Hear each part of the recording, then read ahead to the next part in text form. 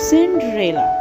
Once upon a time, a rich man lived happily with his wife and a beautiful daughter. But his wife died, and the man was very sad.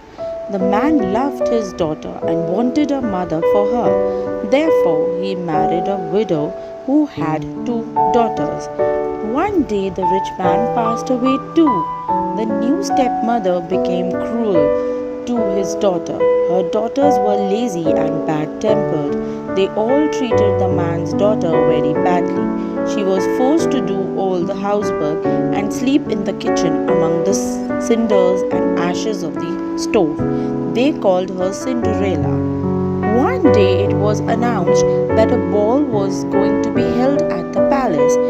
There would be a grand feast and dance, and the prince was going to select a wife from among the girls who came. Everyone was invited.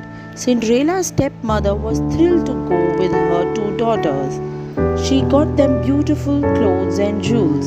Cinderella helped them get ready for the ball, but she was to stay at home and clean the kitchen.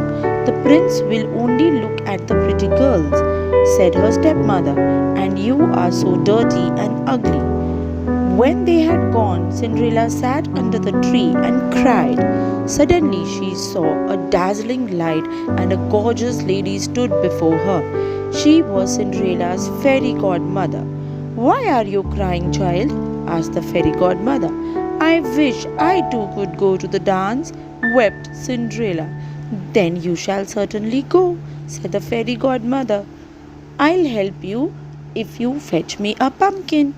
"Two mice and a big rat," said the fairy godmother. Cinderella brought them, and the fairy godmother waved her wand. In a flash, the pumpkin became a coach, and the big rat turned into a coachman. The two mice became horses to draw the coach. The fairy godmother waved her wand again, and the Cinderella found herself dressed in a beautiful gown with glass slippers on her feet. She looked like a princess. "Off you go, child," said her fairy godmother. Cinderella climbed into the coach and turned to wave to her fairy godmother. "But remember, you must return before the clock strikes 12, warned the fairy godmother before the coach moved. "At midnight, the magic spell would break, and the gown and your coach will all vanish." Cinderella reached the palace in the coach. Her stepmother and her stepsisters watched her, but they could not find out who that gorgeous princess was. They watched her and felt very jealous, but couldn't do anything about it. The prince saw her and fell in love with her at once. He walked up to her and led her into the ballroom. He danced with her only and refused to meet any of the other girls. She would not, however, tell him her name. Suddenly, Cinderella heard the clock begin to strike and saw it was midnight.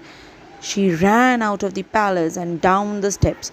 One of her glass slippers fell on the steps and she rushed out, but she did not dare to stop to pick it up. The coach and horses had vanished. Her dress had changed into the rags that she usually wore. The prince came out to look for her, but she only found the glass slippers on the stairs. The prince picked the slippers up and called his guards. "Take this around the kingdom and find out whose foot will it fit into," he ordered. "I shall marry the girl who can wear the slipper." The guards took the slipper to every house and asked each girl to try it on. Every girl in the kingdom, including Cinderella's stepsisters, tried on the slipper, but it did not fit anyone. After each of her stepsisters had tried the slipper the guard asked the Cinderella to try it on. This made her stepmother feel very angry, but when Cinderella came and tried it on, the slipper fitted. The guards ran to tell the prince the news. When the prince heard this, he was delighted. He married Cinderella and they lived happily ever after in the palace.